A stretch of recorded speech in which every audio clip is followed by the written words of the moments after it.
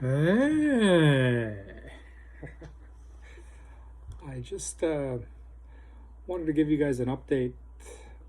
My last couple of days here, I've been figuring some stuff out. I think it's gonna work. I mean, you know how you never know what you can do until you try, and if you're stuck in a situation, you have to kind of try to like make your way forward. I I got into thinking about this situation with, you know, some nervousness, some kind of like tender little guys in there being kind of, I mean, they're positive, you know, they want to see mom. That's not an issue. It's you know, just managing everything, and we've been basically sitting on our ass here for a couple of years doing a lot of almost nothing, um, recuperating and recovering, and the emergent dissociative stuff wasn't really obvious at first. So, uh, you know, chasing all of that stuff with all kinds of medications that just made it worse. And then we finally figured out, hold it a second, let's try less medication, slow down, look at things differently. You know, I think most of you know I did a couple of mushroom trips last summer and carried on through the year, like once or twice a season. Really opens you up, dissolves your boundaries, makes you far less depressed. For people with strict depression, you'll hear all kinds of stories about, I did a couple of mushroom trips, depression gone. So kind of puts you back in touch with yourself, right? And what I've been doing mainly, I think in the last 3-4 months, like as I'm getting better and better at it, is parenting. I'm, you know, there's a term out there called reparenting your parts or your littles. My therapist, you know, we're working slow. We've had this big kind of slowdown with COVID. The university wasn't set up to keep telehealth going, or initiate telehealth. It wasn't, so it took a while because of all the bureaucracy and everything that you got to do at a university level to get that rolling. But we've been back on here recently, and that's going well. But I'm basically putting this out to you guys so that, like, if there's a couple of you that are like, oh my god, what is he doing, this is crazy, I really feel pretty good about it. Like, it's a challenge, and you know, we love a challenge. We love a you know, don't do it that way, that's crazy, and then you do it and everybody's like, holy crap, how'd you do that? So one of the things that struck me here in the last day or so is essentially what I'm doing with this situation where the littles are a little wobbly, and they're going to be wobbly. I mean, they're kids, right? So it's like there's no shame, there's no like, I don't give them a hard time about it. It's like, hey, I know you're nervous. What I've been doing is approaching it like I approach an IV start on a kid. You know, like, if it doesn't always go perfectly, right? But when it goes well, you can get a 5-year-old kid to give you their hand, and you talk to them about how it's going to pinch a little bit, and I'm going to put some numbing medicine on it, and you know, you leave your skin loose, and that way it goes in easy. But if you're tense, then it's hard, and it's, you know, you feel it more, blah blah blah. You give them a little pep talk and a little sort of explanation about what you're doing and how they can help themselves through it and stay loose. And you know, I've had some really rewarding parts of my career, and it's funny. It's Mark, the 9-year-old, who comes out and talks to kids when he needs, when we want to get him through something. You know, he loves to like dress up an explanation and go into some stuff. So, there's even been times, maybe some of you in nursing will go, yeah, that sounds kind of goofy, but there's even been times where I've gotten like 4, 5, 6-year-old kids to do a catheter on them where they don't cry, where there's a couple of tricks. I get them to hold their hand like that, and I press here, and I say, hey, listen, what's that feel like? And when you're making a fist, it's tight, right? It's hard. Now loosen your fingers, and now I can press and I can go in with the catheter, and it's going to be easy. And then I take them over to the sink, and I put a little water on their hand, and I press again, and it slides right in because it's wet. And I say, so one of the big tricks is right when I'm getting ready to do it, and I'm going to whistle, I'm going to go, okay, we're getting ready. We're going to do it. And then I want you to just pee a little bit, and like, I'll talk to the kid for 10 minutes before we do the catheter. And sometimes when it works well, these kids, they pee, their whole urethra is wet. You've got a lot of lubrication on the catheter, and you're kind of like bubbling along with them, and in goes the catheter, and they don't hardly even know it. They're so tracked with you on, okay, this is how we're going to do it, and it's not going to be a big deal, and they do it. So I really appreciate how a number of you came on Facebook and, hey, you guys can do it, it's going to be great to see you, your mom's really excited.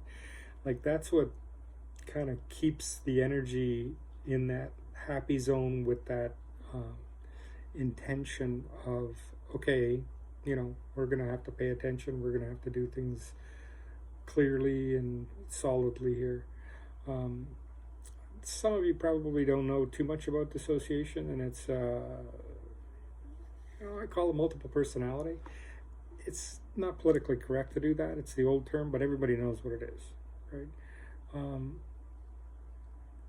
So I've got these little parts that are kind of like a little nervous and a little sketchy at times, and that's the way it goes. When I was a kid, I didn't learn to swim until I was like 11. Just terrified, and we were in Barbados for a holiday, and I had an air mattress in the pool, and it had a slow leak, and every hour I'd go over to the side of the pool and blow it back up and bounce around in the pool somewhere with my air mattress, and then it'd leak, and the leak got worse. And after a while, I'm swimming around the pool with an air mattress that's like half inflated, and I'm swimming, and I don't even really I'm just relaxed, and you're not tense, you don't get nervous. So that was a big life lesson. Like, I really figured that out. I was like, wow. And, my dad was amazed. I was like back and forth. They keep an eye on me, right? And I would be back and forth, and then I was down at the deep end, and the air mattress deflated just over in the corner of the shallow end. And I just kind of like, without even really thinking about it, figured out how to swim. So yeah, there's these little people, and they've had this trauma, this distrust. My picture isn't so much like that horrible, sexual stuff. That's like a mind blower to me, that people have to deal with that and have to figure that out. At least in my case, I don't know that there's ever been anything like that, and I don't think there has. It's not really like something that sits in my gut very much. But it was, basically neglect, which is tough, which is not a day at the beach. So I had to figure this stuff out over my years of working on my attachment problems and stuff. Before I even knew I was multiple, I did so much work on, okay, you're hollow inside, you feel like shit, you're gonna have to, go after this, figure out how to make yourself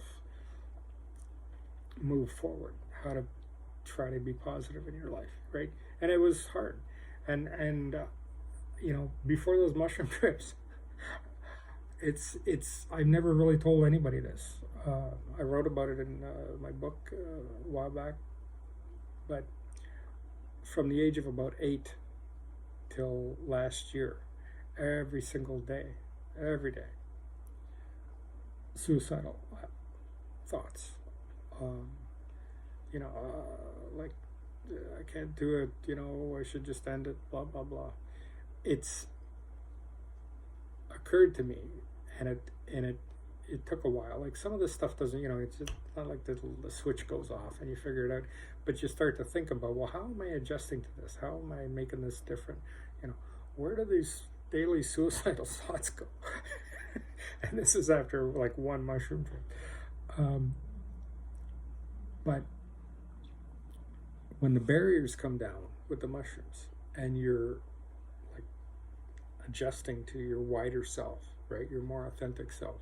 Because what you're doing with dissociation is you're putting forward somebody who is your best self. Like, they're not aware of a hell of a lot, but you're putting them forward, and you're going, hey, good job, buddy. Keep going, keep going. And, you know, everybody else is hiding in the back, the trauma holders.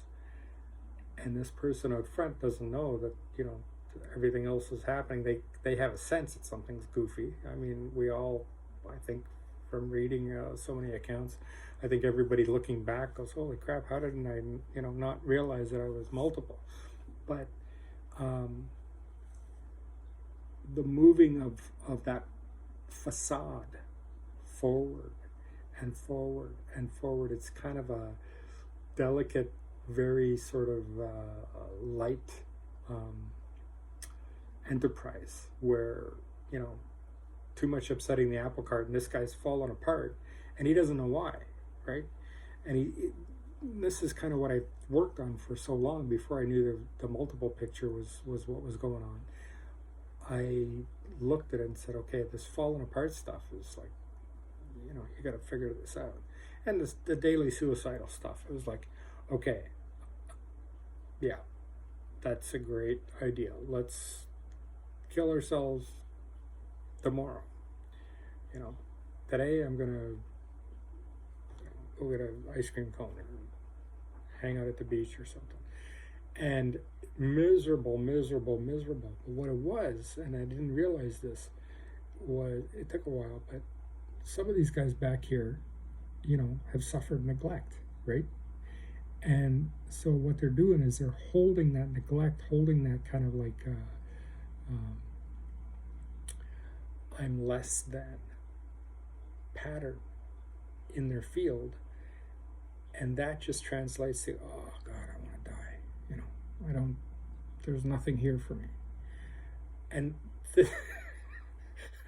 constantly for 46 years, there's nothing here for me, there's nothing here for me, there's nothing here for me. And then a couple of mushroom trips, and we're starting to like figure stuff out, and things are coming around, and I'm looking at these guys and they're looking at me, and we're kind of like going, oh, you know, we did this thing where we split off. And to be so appreciative of these guys, to be so like, wow, you guys are fantastic that you got me this far, you know, like sheltered me from all of that stuff and moved me forward. So, you know, I love my people, man. Like, really cool, very smart. Patience is like a friggin' genius. If you've ever hung out with me and heard me say something really like, you know, high-end sounding every once in a while, like I even go like, how the hell did I come up with that? It's Patience. She's like the philosophical, really smart, really sharp person. She's been sitting around for 50 years doing nothing, just kind of looking at things, thinking about things, figuring stuff out, you know. So that working of your brain in that sort of capacity sharpens you up.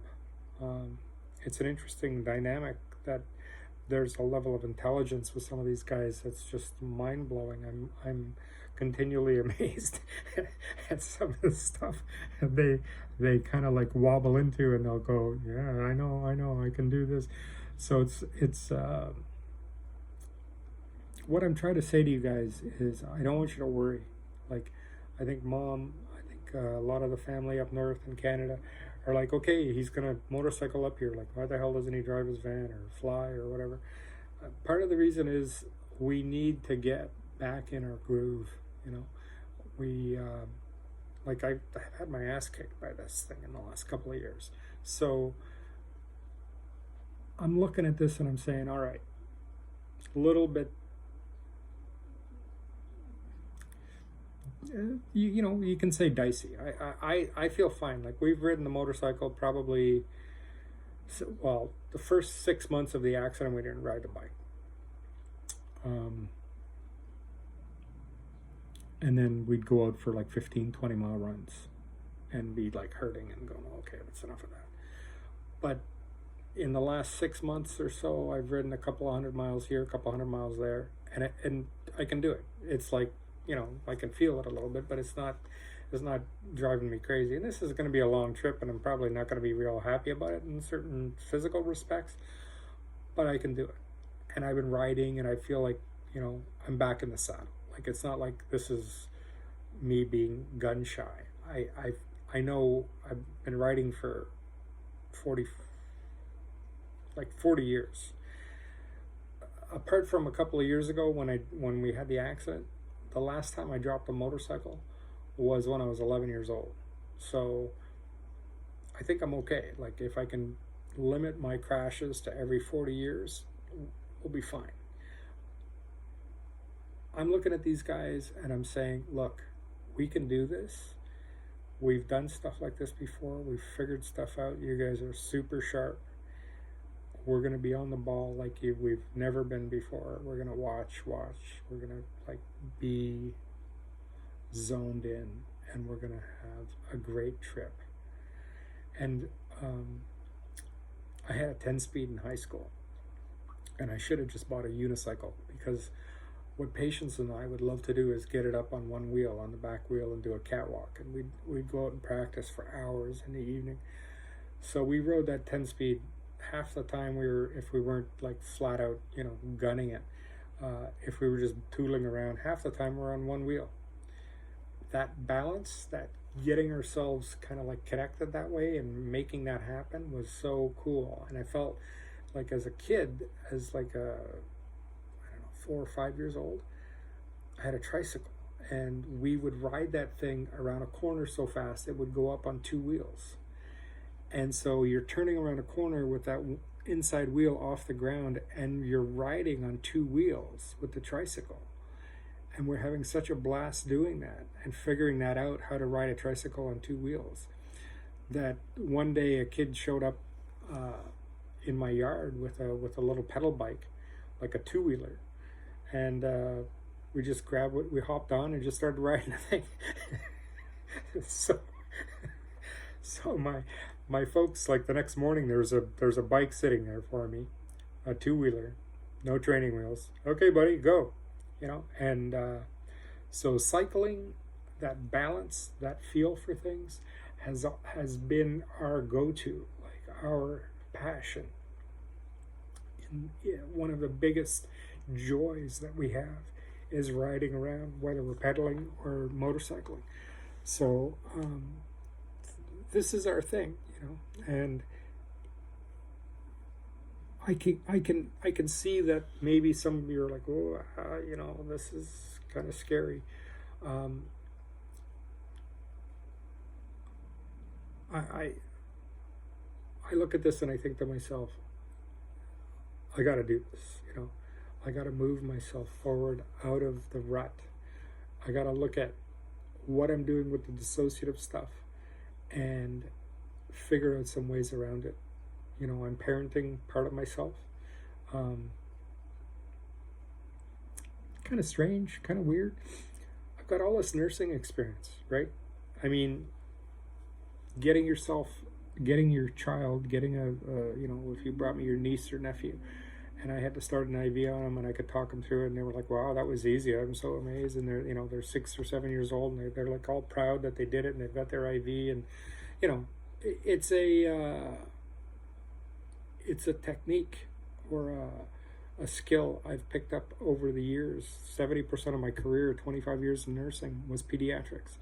So I really have a good knack for getting a kid to kind of listen to me and do what I'm telling them, and I'll get you through this, and we're gonna figure it out.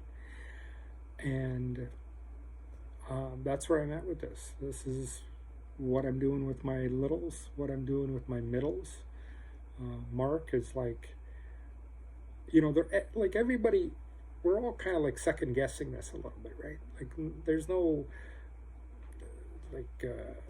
fantasy, perfect idea that this is going to go off without a hitch. But we're looking at it, we're like, we can do this. The littles are nonverbal. My 4-year-old doesn't speak. She's, I think, on the spectrum, probably. And so it's intuition. It's feeling into each other. It's knowing by just the sort of slight little twist or bend or kink that something's kind of like needs a little smoothing or needs a little massaging. And I've been feeling in the last couple of days better about what I'm doing, how my recovery is going, how my trauma work is going, because we're moving something, like making a big effort to do something different. So I hope by me discussing this with you and laying this out that you're not all so worried. I know some of you are, and I know you. I'm sure there's some of you scratching your head going, this crazy fucker has got to, get rid of that motorcycle. It's a passion. It's like a part of who we are. Now, if we get, into Ohio and crash, and everybody's like, oh, why did you do that?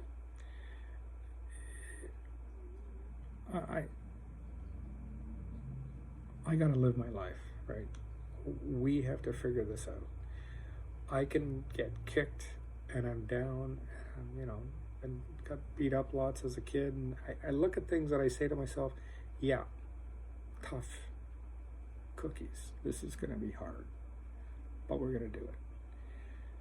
And I've done it. I've done a bunch of stuff. I mean, I'm kind of blown away that we did as much as we did with all of the kind of like weirdness going on.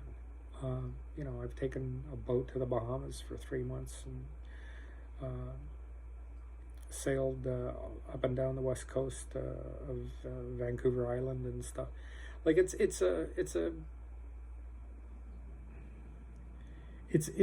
an idea to say to myself, look,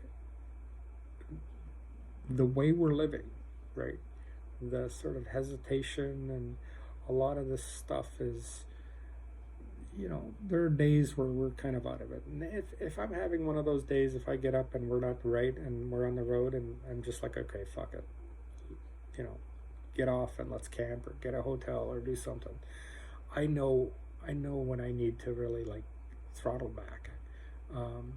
And so like when I say that, my scheduling with everybody, I've had a few people line up and say, yeah, come see me, which is awesome. When there's somebody out there, even like 200 or 300 miles up the road, who's like, yeah, let's go for coffee or whatever. That's like, okay, one little step and then another little step and then another little step. So really looking forward to connecting. Social distance, no hugging, no kissing. I know a couple of you are like, oh, but no, just gotta keep it to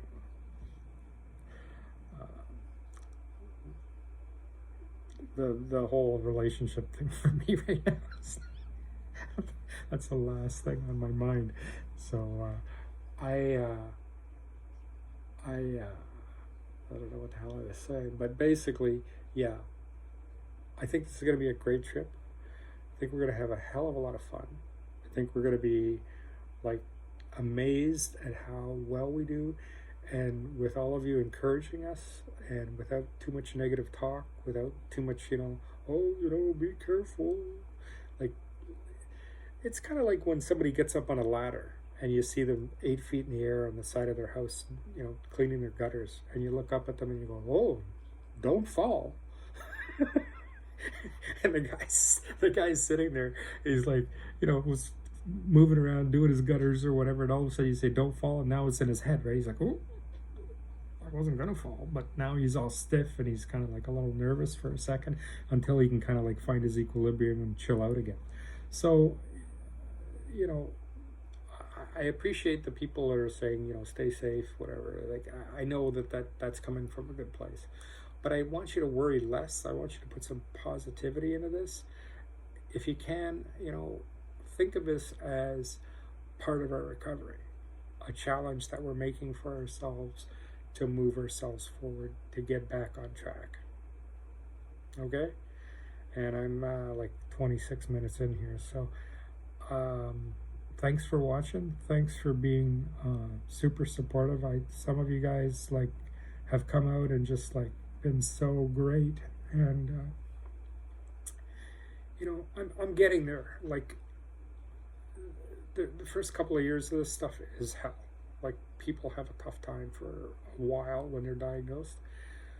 I feel like there's been a lot of this stuff that Patience has written about in her book that has kind of given me a script already.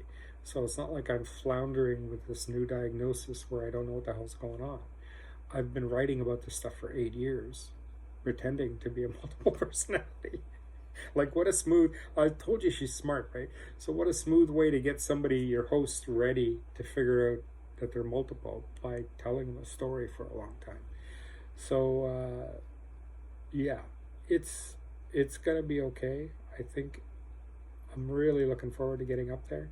We're dragging our ass here a little bit because we've had a couple of setbacks. I got oil filters ordered that didn't come in, and different things that just needed to be attended to. And then I thought about it a couple of days ago, and I said, you know what, we're not on a schedule. We're going to take our time. Let's slow down, give it a couple more days, not being in a rush, and just slide out of here with a limited amount of stress and kind of scurrying. The calmer we can keep things, the smoother we are on the ladder, the less we're going to be tense and jittery. So that's where we're at. And thank you so much. Love you guys. Really, really, really appreciate the good wishes and the support. It really means a lot. Thank you.